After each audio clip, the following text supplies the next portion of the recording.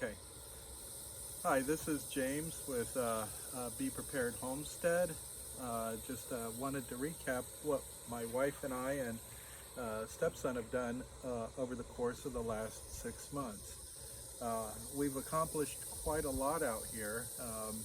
Looking at this, you might not think we have, but a lot of work has gone into what we've already done. So I just wanted to kind of do a quick walkthrough and show everybody, what it is that we've done. Maybe this will be something with the way things are going in society right now that you might want to consider homesteading, because it's a sustainable lifestyle. You can actually grow your own food, and that's one less thing you have to worry about down the road as inflation and food resources and things like that get worse and worse.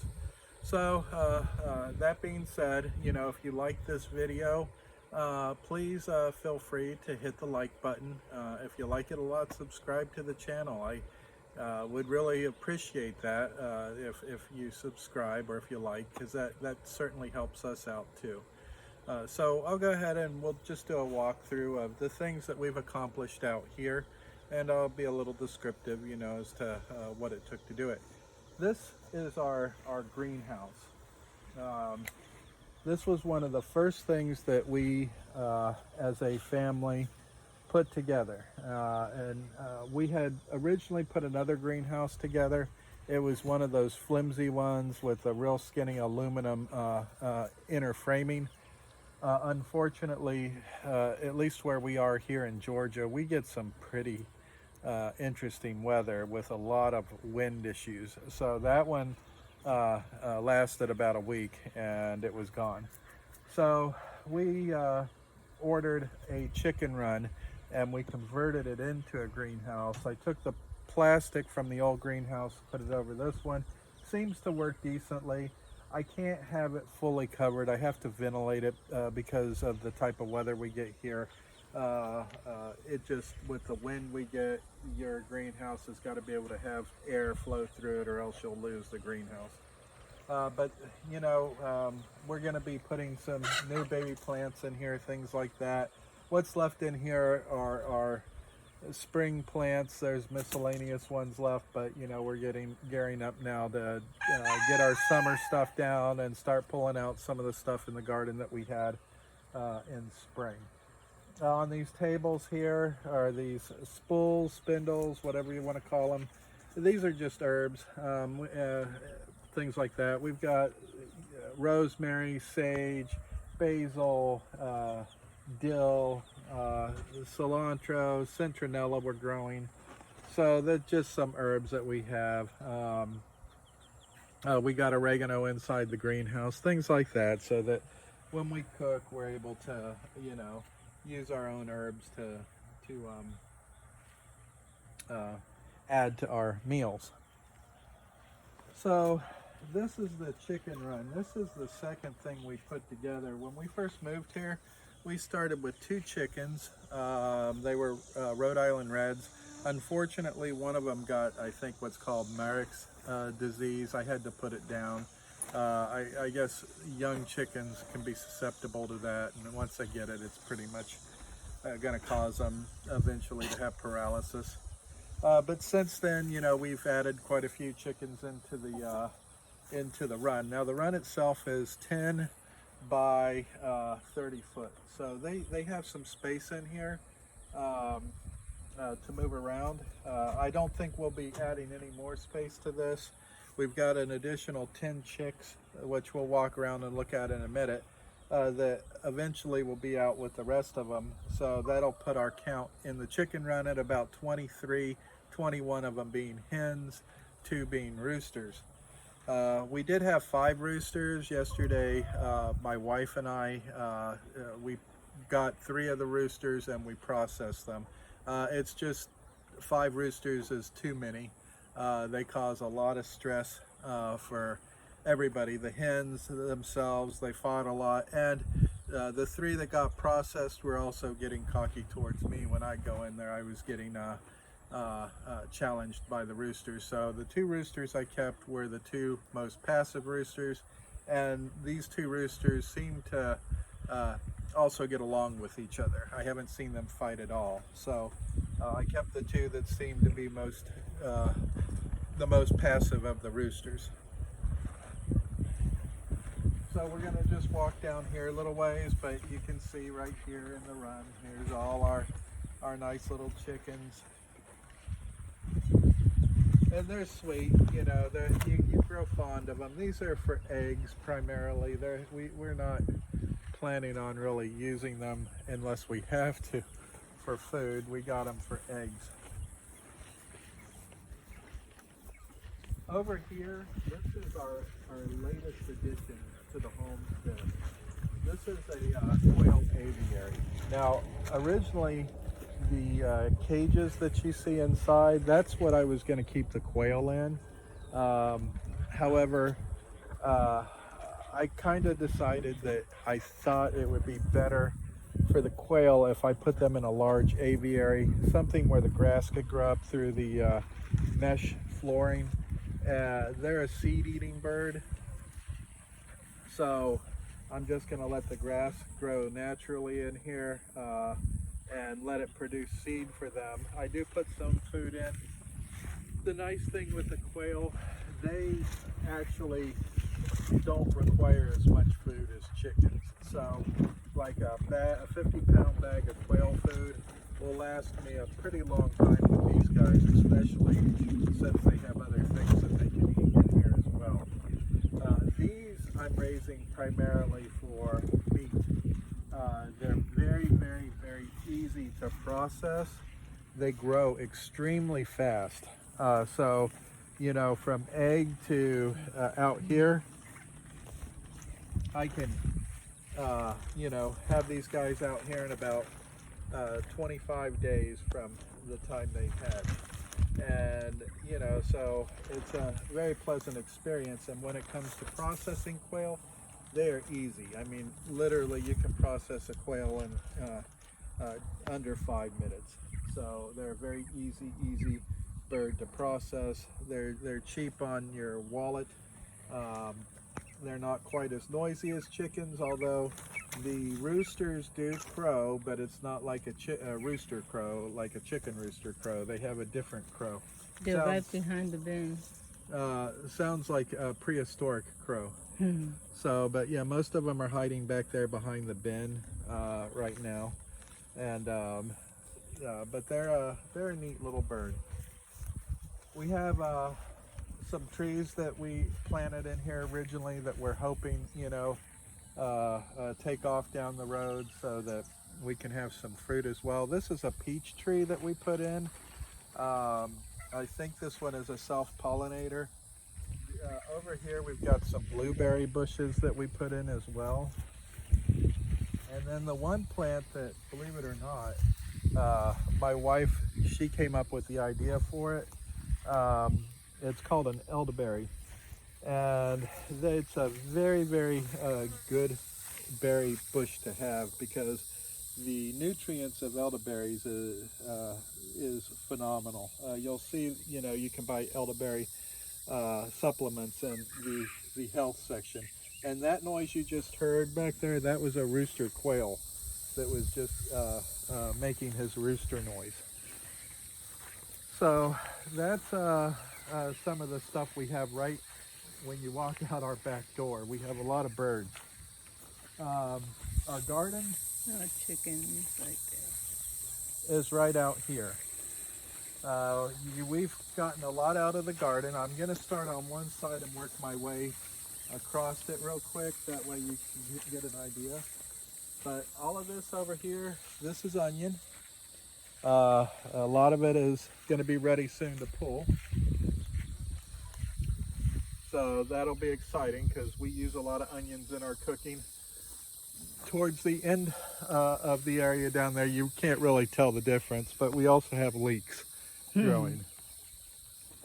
This is our latest crop that we just put in, some summer squash. We really, you know, have had good luck with squash so far, and so we put in some summer squash as well to get a little bit more. But I'll show you the other squash plants that we have and explain a little bit more about that in a minute. I got some turnips here and some further in the garden. Most of these are getting ready to be pulled. At the end there's sunflowers as well. I had planted those, the seeds for the birds. I was going to give those to the quail again because they like seeds. We had carrots in here. There's a few left, but I pulled most of the carrots yesterday. The few that are left I just didn't think were ready to pull. But we did get a nice little amount of carrots yesterday. I didn't weigh them, so I couldn't tell you the amount. But you know, it'll be a decent amount for us to use in a lot of upcoming stews. Beets, we're growing some beets as well. We really have never utilized beets, so I didn't put too many in. I just wanted to beta test them to see what it would be like to eat beets. Black-eyed peas over here, these plants that you see, these are all black-eyed peas down the road, where you see the ones with the kind of the purplish red pieces coming up off of them. Those are black-eyed peas. Now we've picked most of them already. We've so far gotten a pretty darn good yield off of the black-eyed peas. So I'm pretty happy with the amount of peas we got off of that. Basically with the black-eyed peas, you pick them and you just let them sit and dry out, and then you pull the seeds out and let those dry. You don't have to at that point really can them or anything. Once the beans are dry, you can pretty much put them in a mason jar or a bag or whatever, and they'll keep forever. These are cream peas right here. We haven't picked them yet. They'll be, we'll be picking them probably in another 3, maybe 4 days. They're going to be ready. And just like the black-eyed peas, you just leave them out to dry, and then you dehusk the beans and dry the beans and store them in some type of storage container. So that being said, we have squash on the next line. The squash that we originally planted was crookneck, zucchini, and butternut. And boy, we have gotten squash. We've had to have gotten probably so far right around 30 pounds of squash, if not more. And we easily have another 5 to 10 pounds of squash in here. Now, after this next batch of squash gets picked, I think I'm going to be pulling all this up. The leaves on these are starting to get fungal. They're getting a white fungus on them. My wife and I, she was the one that noticed it, but it can move to other plants, being the beans next door. So it might be time to just put something new in here, because we have gotten a lot of squash already. Our freezer is filled with it. I'm currently freeze drying about 3 pounds of it right now in our freeze dryer. For those of you that don't know what a freeze dryer is, it's not a dehydrator. It's an expensive piece of equipment that's used to store food for years and years and years. It's very convenient, if you're doing this kind of lifestyle. So if you're going to homestead, you might want to consider investing in a freeze dryer. This is the mildew that I was observing. Yes. Right there. Yeah, it looks horrible. So we need to get these pulled up. We'll pull them up probably tomorrow. I was hoping to let the squashes that are on there get a little bit bigger, but it happens. Plants get stuff and they die off, and then you just put new ones in.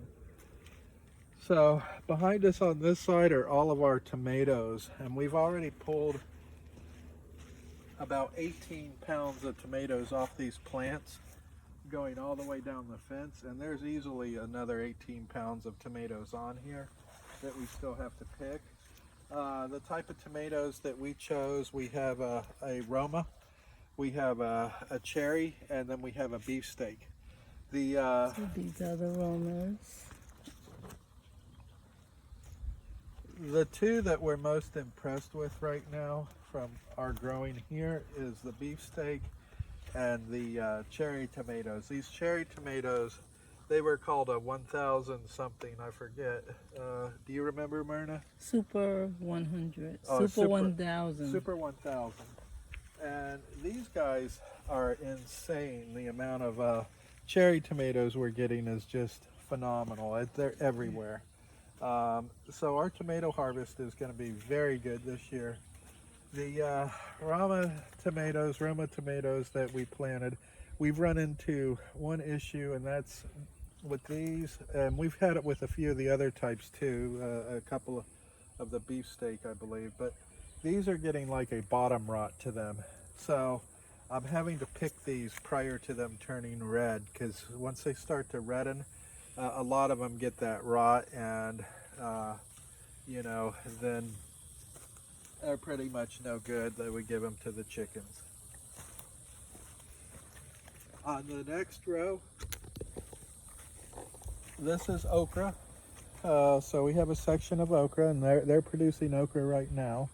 It's a beautiful plant. Now we're not big okra eaters, but you know, we put it in stews and dishes like that every once in a while. So you know, it'll be one of those things that we'll use from time to time. But we'll just chop it up and put it in the freezer. The next row that we have over here, or two rows, they're pole beans. They're and bush beans again. The big giant green glob of stuff you see right here, these are called Carolina Wonders. It's a pole bean, kind of like a green bean. These have been giving us a whole lot of beans, you know, that we've been picking. However, the beans that are the most impressive so far, these are called turtle beans. They kind of look like a black bean, the type that you would see in like black beans and rice. So originally, you know, I picked a whole bunch of these off to use when they were young, because you can kind of pick them when they're young and they'll be like green beans. But if you let them age, and I'll see if I can find one that's kind of aged, they get big enough where when you open them, the bean will be a black bean. And these are getting to the point where it's still not big enough, where soon they'll be black beans. And you do the same thing. You just pick them, dry them, dehusk them, and now you've got black beans. But there are thousands and thousands of these beans on these plants, so we're going to get a lot of these black beans, a whole lot. I'm just seeing if there's one I might be able to pick, but I'm feeling, and the beans don't feel mature enough yet in there, so they'll probably still be green. So those are called turtle beans. Down this row right here, these are again turnips, and these are also parsnips, or rutabagas. I'm sorry, not parsnips, rutabagas. So we've got some rutabagas growing and some more turnips growing right here. We've discovered that we actually like turnips after we grew some, so we put some more in. It's a nice change from a potato, and they in stews and stuff, they cook real nice, and they really can hold different types of flavors in them. So it's a good root plant to grow, in my opinion. These are eggplants. These are ebonies, so they're the big eggplants, and they're getting some on them. So you know, hopefully within the next few weeks we should have, you know, a decent amount of eggplants growing. Again, these will probably be something when they come in we'll chop up, and we'll put some in the freezer and some in the freeze dryer to save for later. These are called California Wonders, and these are bell peppers over here. They're just now starting to get peppers on them. You can see they're getting a lot, actually. Here's one down here, Marina, that's coming in nice. Yeah.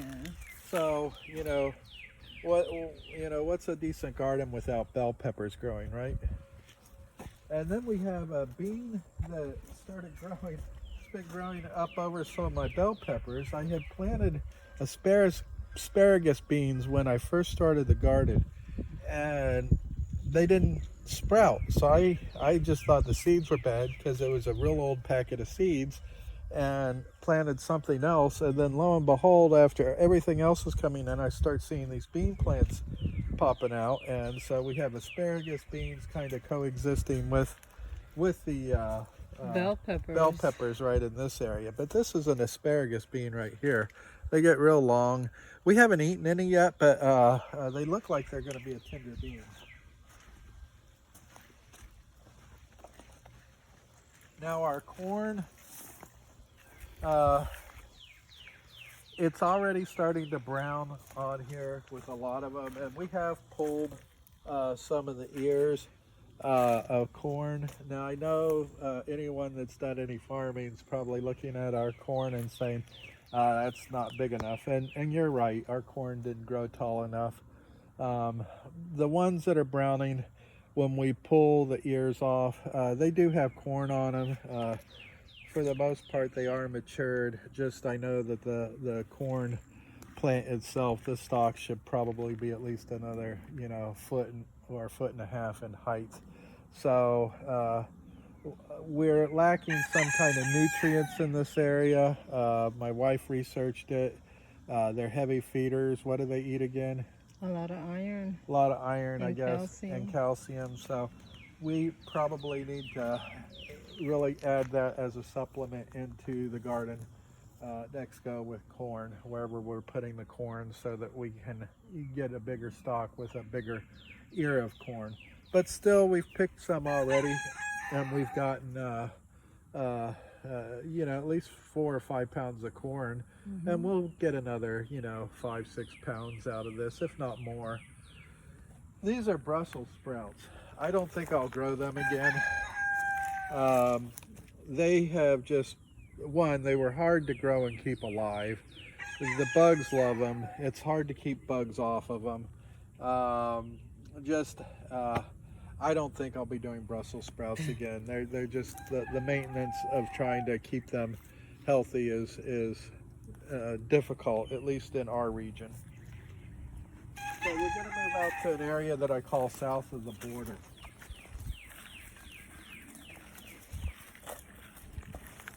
Out here are all of our specialized pepper plants. We have one plant that's not. These are Tomatillos.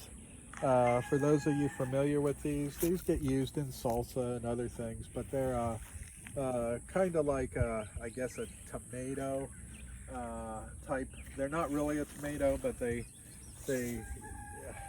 get used in like salsa mixes like that. But we have those growing. And then we have over here a few different types of peppers growing. We have ajicitos that are growing. They're the slowest growers. Next to them we have shishitos and cubanelles that are coming up. We have anchos, followed by firecracker chili peppers and jalapenos at the end here. So we're going to have a lot of peppers when all of these, they're already blooming. We're already getting a lot of little peppers. If you look closely at the plants, you can see, like right here on this one, you can see there's lots of peppers already coming in. Same with all the rest. So we're getting a lot of little peppers, and in a few weeks they're going to be not little anymore, they'll be big. So very cool, because we like spicy food here, and that will help with our salsas and other types of cooking that will be pretty exciting. And peppers, like your chili peppers, that you can just dry those and they're good. The jalapenos, again, we can can those, and the others. We'll see what we're going to do. This little area here, this is sweet potatoes that we plugged in. It's just a big mound, and what we'll do is at the end of summer going into fall, we'll just dig this all out and dig out the sweet potatoes. But I'm assuming we'll get quite a few from this when we finally do dig it out. From my experience with sweet potatoes, when you do it this way, it almost is self-propagating, because you never get all of them out. And so the following year, you'll just start seeing them pop back out in this area again. So that's our sweet potato patch. Out here is one of the areas I'm personally excited about. And this is our sugar baby watermelon patch. And so we've got melons, as you can see, growing here. We're probably going to at least get 40, 50, maybe 60 watermelons out of this before it's over. And this is a young patch. This is just getting going. This thing is going to be massive in about another 3 weeks. It's going to be all over the place. So, but it's got melons all through it. And you know, Georgia's hot, so it'll be nice being able to sit down and have a cold watermelon. We have other things in the yard too, and just so you can see, our yard goes back all the way to our neighbor's fence. So I have our little fence here, but our yard goes back to where that fence starts. I'm not utilizing the whole yard because I ran out of fencing. The fencing that we're using, this little fence may look wimpy, but it's actually an electrified fence. It's very easy to move. It's cheaper than putting in traditional fencing. And I have mine going around about a little under an acre here, wrapping around, and this fencing still puts out about 2,800 volts. So it's a pulse, you know, but it puts out the voltage. So little animals like raccoons and foxes, which we have an abundance of, they steer clear. I haven't seen, you know, any deer come in our yard, even though they could leap this without a problem. I've seen them cutting through on the other side of the fence, but they've avoided the fence, so maybe they've touched it. Our yard also has peach trees. I think I mentioned that already. We have plum trees that we planted. We have fig trees that we've planted. We brought with us from our old place. Those are right back there. A couple of citrus trees that we thought we lost during the freeze that we had, but they're coming back. We have a lemon that's coming back. We have an orange tree that's coming back. So this is a lemon? Yeah, that's a lemon. That's coming back. Yeah, I gotta trim off the dead part, but it's coming back. Our orange is coming back over here.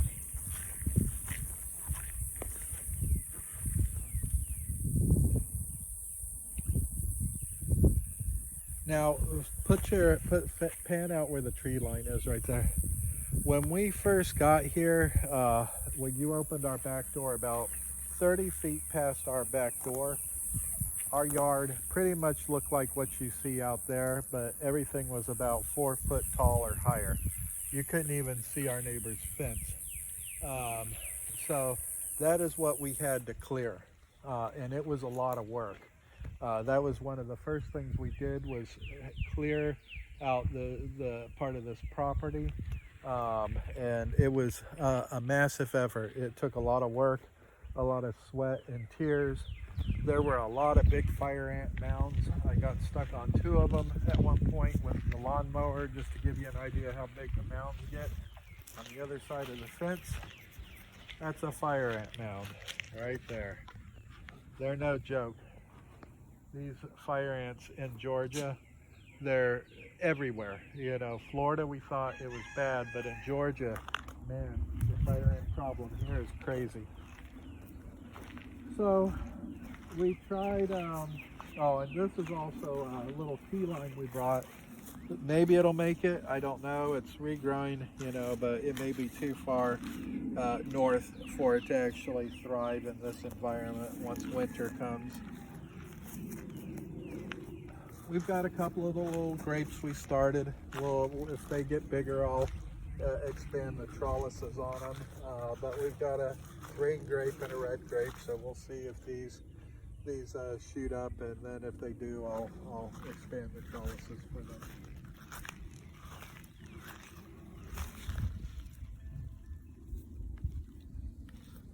Over here, we had made an attempt to do bees. I got Italian honeybees in. I was pretty excited about the whole bee thing and doing beekeeping. I didn't realize that bees are extremely finicky. and they do not like ants. And unfortunately, because we have so many ants in the area, especially like carpenter ants and things like that, within 3 days they absconded and vacated the premises. They went and found a different home somewhere else. So I'll try bees again next time. However, when I do them, I'm going to have to completely nuke the area around the hive to make sure that there are any ants or wood ants anywhere nearby, because otherwise they'll up and leave again, and I don't want that to happen, because you know, bees are expensive. They're about $140 each time you order them. So, you know, watching $140 just fly away, it can be disheartening.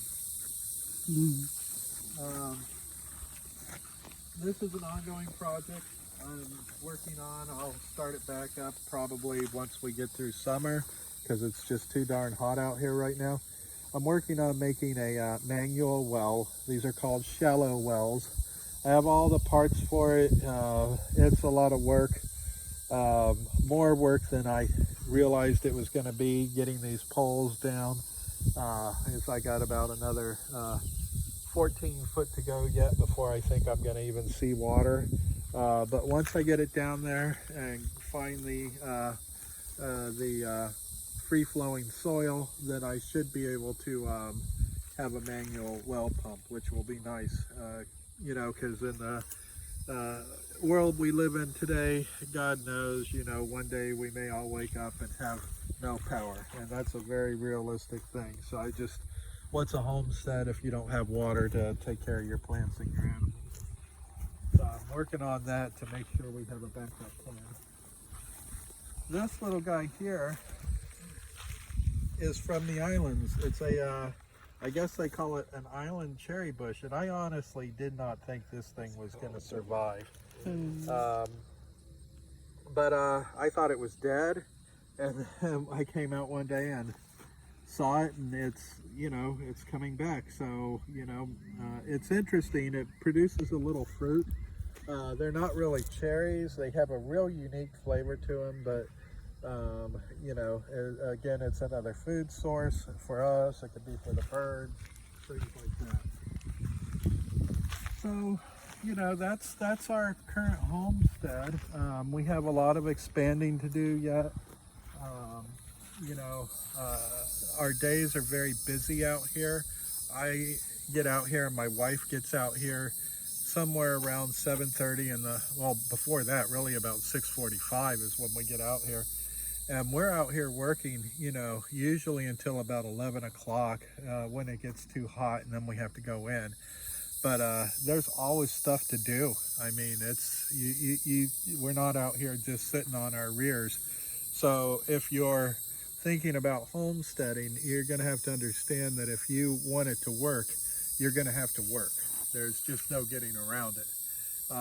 If you create a garden even of this size, just when we first tilled it, the amount of work that we put into clearing this thing after it was tilled, you got to deroot it, you got to de-rock it. I mean, it took days and days of doing nothing but pulling a ton of roots out. I mean, we pulled out piles and piles of roots and a ton of rocks, you know, and it just, now once you've got it established like we do now when we till it, it's going to be a lot easier. We're not going to have to go through and, you know, pull all the roots that we had to pull before. But you know, needless to say, if you're going to create a garden, you know, be prepared to do a lot of clearing.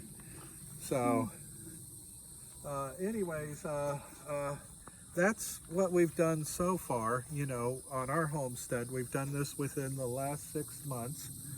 So we've accomplished, I think, quite a lot for 6 months of just getting started on our homestead. We want to do a lot more, and I have a lot more to clear.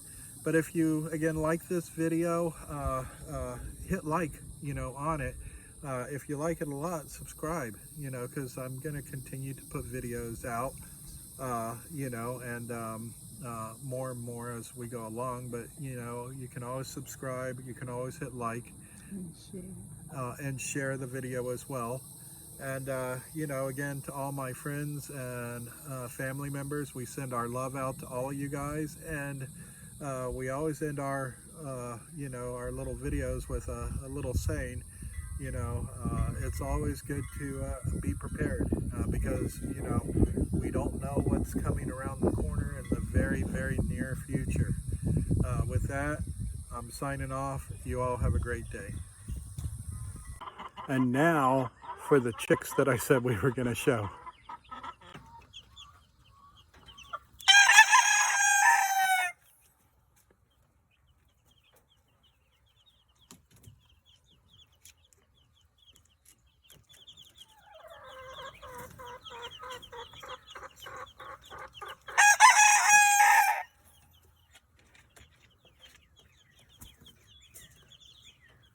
Oh, and they will get like these in another couple of months. These were the last baby chicks I put up that everybody saw. They're not baby chicks anymore. They're nice, beautiful young leghorn hens.